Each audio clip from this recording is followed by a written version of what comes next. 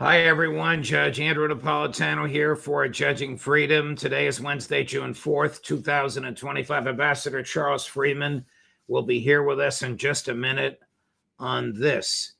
Is the American Secretary of Defense looking to pick a fight with China?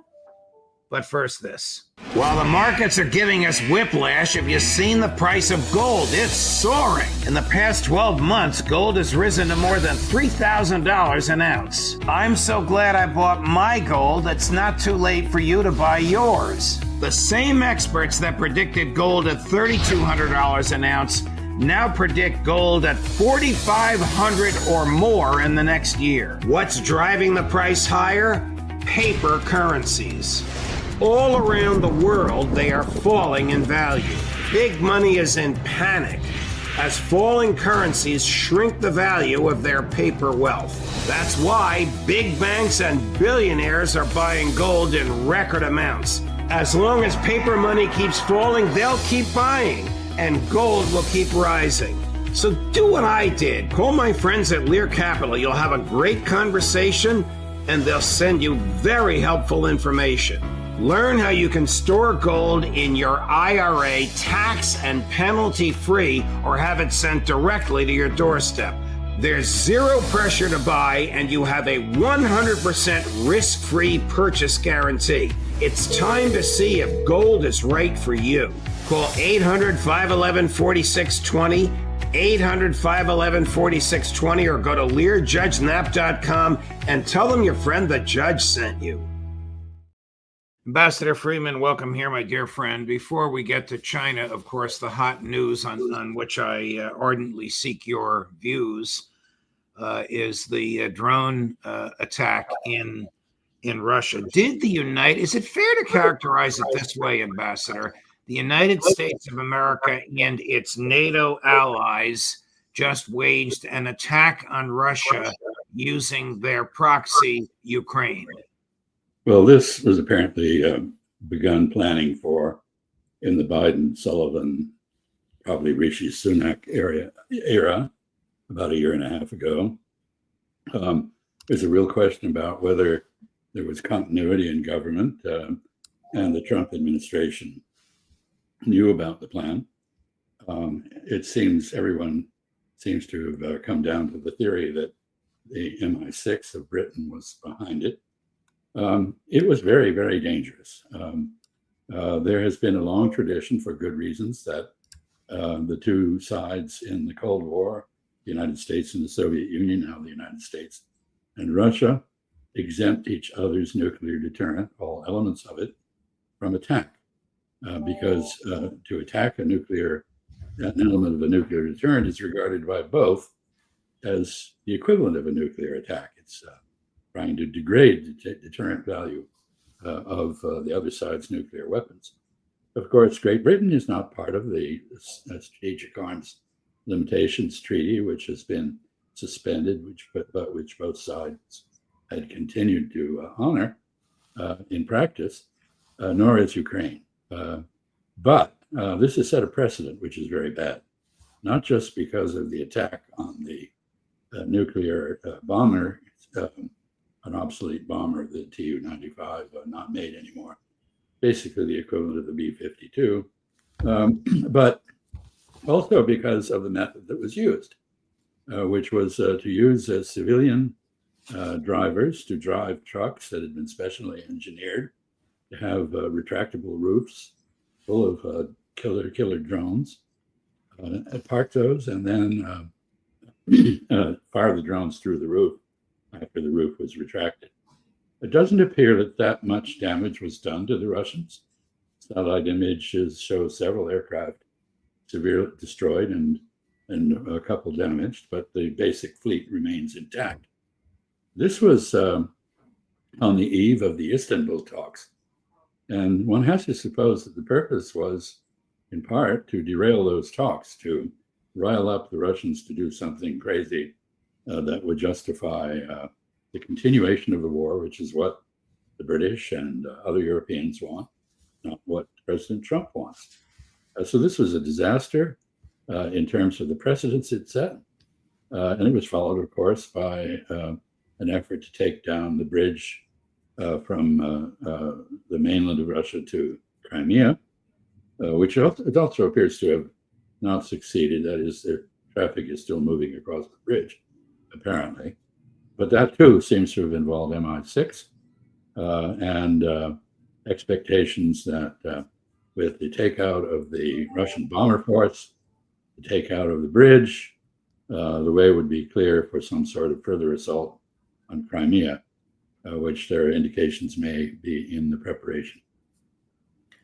Wouldn't a Joe Biden finding, President Biden finding the signing of a statement authorizing, as they call it, a presidential finding, have to be reported to President Trump? I mean, Ambassador Freeman, is it even conceivable that the President of the United States would not know that American intel had planned, plotted, and carried this out?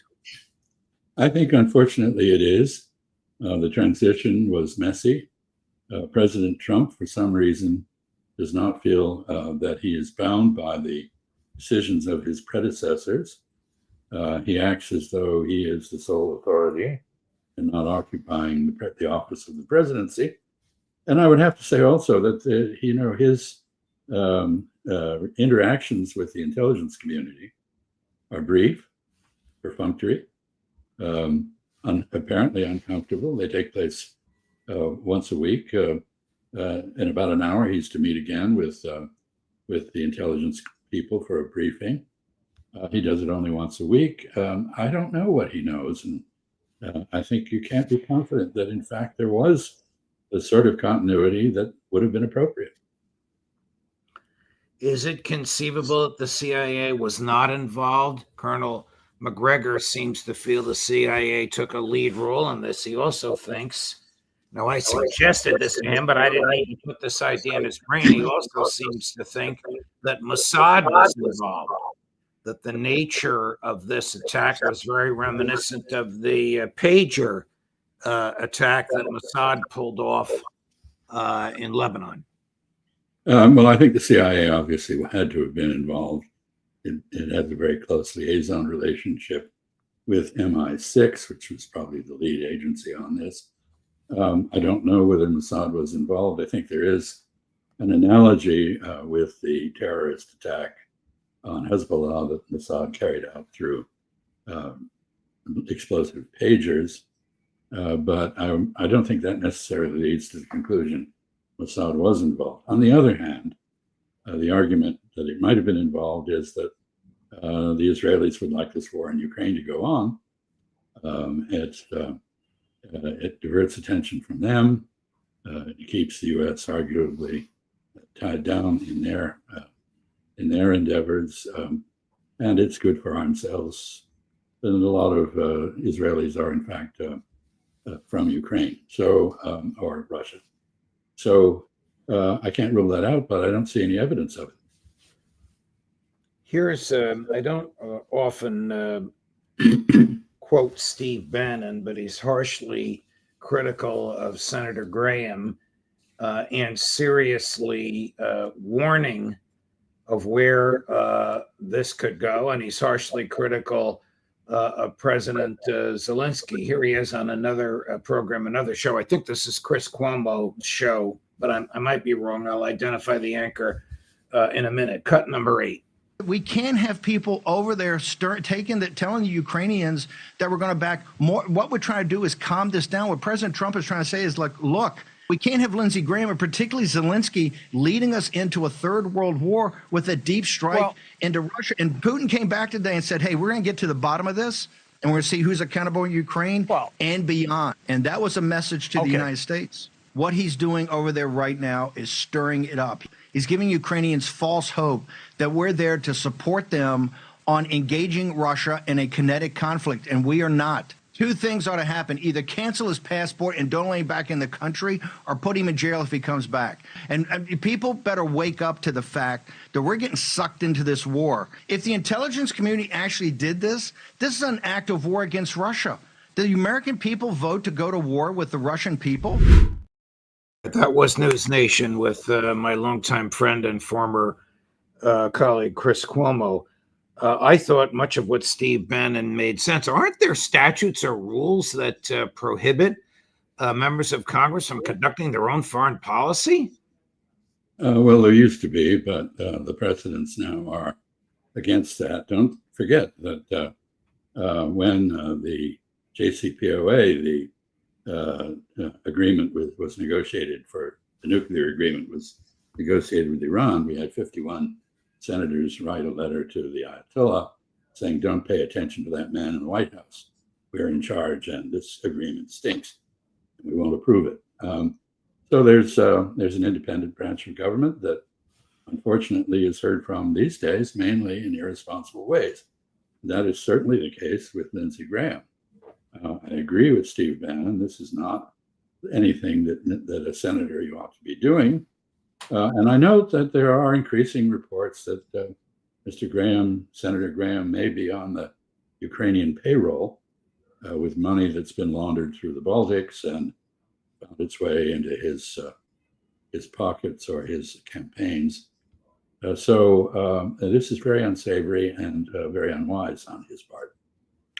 Here's another clip. This is President Zelensky boasting about the success, so-called success, of this drone attack. Chris, cut number 10. Europe, together with America, has better weapons than Russia. We also have stronger tactical solutions. Our Operation Spiderweb yesterday proved that. Russia must feel what its losses mean. That is what will push it toward diplomacy. And when Russia takes losses in this war, it's obvious to everyone that Ukraine is the one holding the line, not just for itself, but for all of Europe. Ambassador, if he means what he says, isn't this the height of naivete that this drone attack will push Russia toward a diplomatic solution? If anything, it'll push Russia towards more aggressive military solution. Two responses. First, the Russians don't panic easily.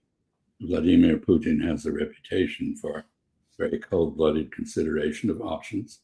He has been very restrained in his response to this provocative action by Ukraine. He sent his team to Istanbul to conduct the talks. They did not reach any agreement at all, except on a number of humanitarian prisoner and dead soldiers exchanges, which are going forward. They did clarify that there's no meeting of the minds at all between Ukraine and Russia on how to end this war. President Zelensky just, in effect, confirmed that. So the second point is that you have to regard firing weapons deep into Irkutsk in central Siberia, very far away from Ukraine, and attacking Russian bases and trying to take down bridges and actually blowing up a railroad with the death of some civilians as acts of desperation on Ukraine's part. They certainly do no good at all. They have no effect on the steady advance of the Russian forces on the ground along the entire frontier. They're now into Sumy, the area from which Ukraine attacked Kursk, and they continue to push west and south virtually everywhere. Attacking the rear, makes a little bit of military sense in terms of disrupting logistics, but these attacks didn't affect logistics at all. And they will have no effect on the battle that really counts, which is the one on the ground. The level of damage, Alistair Crook says 6 to 7 planes. General Keane, of course, is on the payroll of one of these Defense Department think tanks, says 40 to 44. A, does it make a difference given the size of the Russian fleet? B, which do you think is more accurate? Or do you have another number from your sources? I don't have a number, but it's I think Alistair Crook is very much in the ballpark, and the other estimates are what the plan was. In other words, if it had been carried out, that as they hoped, that is what would have happened. Does this do anything significant to Russian warfighting ability in Ukraine? No, it does not. Does it really degrade the Russian nuclear deterrent? Not much. These are, as I said, aircraft that went into production in 1952, quite a while ago. In that sense, they are the equivalent, as I mentioned, of the B-52. They're still operating. They're not being produced at all. There was apparently one transport aircraft, an Ilyushin, blown up. But the satellite photography shows minimal losses, not the sort of huge losses that General Keane posits. You know, Ambassador, I am not a fan of General Kellogg. I don't think you are either, but this is what he told Fox News. And it seems to be that even the neocons are worried about the potential for Russian acceleration of the war as a result of what the Ukrainians do. If you listen to him, it almost sounds like he and the people around the president had no idea this was happening. Chris, cut number 6. Each age has its own style of warfare, and we're seeing now drone warfare, and we're going to have to adapt to that and look at that. And it's not so much the damage done on the bombers, which was what you call the bear, in the NATO terms, we call them bear and blackjack, because the 22s, the Tupolev 22s, those are the swept wing ones, that they're all nuclear capable. But anytime you attack the triad, it's not so much the damage you do on the triad itself, like the delivery vehicles, the bombers, but it's the psychological impact you have. And it showed that was a huge embarrassment to Putin. Well, and I think what it showed that Ukraine is not lying down on this. Ukraine is basically, we can play this game too, and they can raise the risk level to levels that are basically, to me, they've got to be unacceptable. Raise the risk levels that to a 4-star general neocon who whispers into the president's ear, unacceptable. I don't even believe that. But Well, he's, I think, basically right in the sense that we've seen in this war that every escalation by Ukraine in the West has led to a counter-escalation by the Russians. The fact that the Russians have taken their time to investigate these incidents, make sure they understand them, and before they act is a sign of maturity on their part, but they will act. There will be a counter-escalation. And General Kellogg, I believe, in another context, is quoted as outlining some of the Russian arsenal that has been held in reserve and not devoted to the war in Ukraine. The Russians have plenty of means of upping the damage level in Ukraine. I expect they probably will. transitioning to another field of your expertise, which is China. I'm going to ask you if the Secretary of Defense is saber rattling, but in fairness to him and to you, we'll play the clip of what he said. Chris, cut number 13. We cannot look away, and we cannot ignore it. China's behavior toward its neighbors and the world is a wake-up call. Any attempt by communist China to conquer Taiwan by force would result in devastating consequences for the Indo-Pacific and the world. There's no reason to sugarcoat it. The threat China poses is real, and it could be imminent. We hope not, but it certainly could be. It has to be clear to all that Beijing is credibly preparing to potentially use military force to alter the balance of power in the Indo-Pacific. We know, it's public, that Xi has ordered his military to be capable of invading Taiwan by 2027. Ultimately, a strong, resolute, and capable network of allies and partners is our key strategic advantage. China envies what we have together, and it sees what we can collectively bring to bear on defense. But it's up to all of us to ensure that we live up to that potential by investing. What is he talking about? Well, I thought you were going to ask me about drones, where the Chinese are the global leaders. Please tell us. And he makes it sound as though somehow 6,000 miles of ocean between us, the Chinese ought to be afraid of us. Well, that's right. But of course, they're supplying drones to both sides in the Ukraine-Russian war, or drone parts. Anyway, they haven't taken sides. His statement did not go over terribly well with the audience. The part that you just heard, or you just played, basically demanded that countries in the region make a choice to align themselves with the United States in a future war with China. Absolutely none of them have made any such commitment, and none of them want to make such a commitment. And I think people in the region are well aware there are no Chinese aircraft or ships patrolling the American coast or running provocative pseudo attacks on our ports to see how we react. We're in their face, they're not in ours.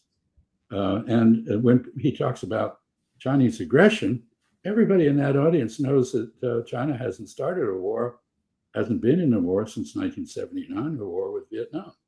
Whereas we have invaded multiple countries, and we continue to maintain troops in places like Syria, which are completely illegally. So I would say this was a talk addressed to an American audience. It was a pep speech. It was addressed, to the extent it was, to the people there, to those who are passionately pro-American or anti-Chinese. But all of the polling data, the statements from leaders, illustrate that number of countries is rather few, if there are any. A final point, he also tried to make the point that Europeans should stick to Europe and not be helpful in not do anything in Asia. And that didn't go over well with our European allies, who think that they now have to watch out for their own interests because we won't. So I think this is a talk that did not have the effect that he hoped it would, or that was reported in our press. Ambassador, if the Xi government decides to use military force to dislodge the government of Taiwan, what the hell can the United States do about it? Well, all of the war games that we've run, the scenarios we run, show that if we do intervene to stop that, and by the way, this is a Chinese civil war. It's Taiwan is the product of an American intervention to halt the Chinese civil war before it concluded, protect Chiang Kai-shek. It's evolved into a robust democracy, but it's still part of a civil war situation. If we intervene, all of the war games seem to show that we could lose 2/3 of our Navy and Air Force. The Chinese would too. So we would be finished as a world power with that level of damage to our armed forces. And we don't have the ability to rebuild.